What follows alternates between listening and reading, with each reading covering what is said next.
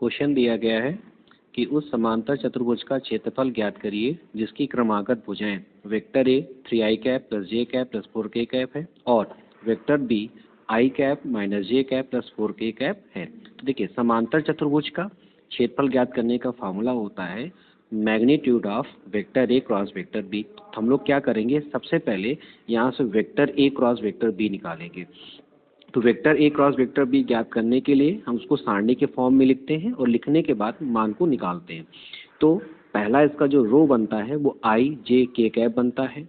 जो second row होता है, जैसे वेक्टर ए क्रॉस बी है तो वेक्टर ए के जो गुणांक होंगे वो उसका सेकंड रो बनेगा और वेक्टर बी के जो गुणांक हैं वो आपका यहाँ पे थर्ड रो बनेगा। तो यहाँ से आपकी सारणी बन जाती है। इसके बाद अब सारणी का मान निकालने के लिए हम कोई भी एक रो या कॉलम को लेकर सारणी का मान निकालते हैं। तो हमने यहाँ पे पहला रो ले लिया, तो आई कैप लेने पर ये आपका रो जाएगा और ये आपका कॉलम जाएगा।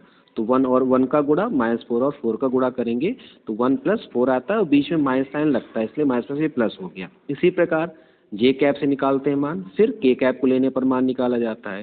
तो यहाँ से आपको एक नया वेक्टर मिलता है vector A cross vector B, जो है आपका 5i cap plus J cap minus 4k cap. अब वेक्टर ए क्रॉस बी का यहाँ से मापांक निकालेंगे। तो मापांक निकालने का फार्मूला होता है दिए गए गुणांकों का स्क्वायर करते हैं, स्क्वायर करके जोड़ते हैं और फिर उसका वर्गमूल निकालते हैं। तो यानी यहाँ से हो जाएगा स्क्वायर रूट 5 का स्क्वायर प्लस 1 का स्क्वायर प्लस -4 का स्क्वायर। सॉल्व करने पर आपका आएगा स्क्वायर रूट 42। यही समांतर चतुर्भुज का क्षेत्रफल हो जाएगा।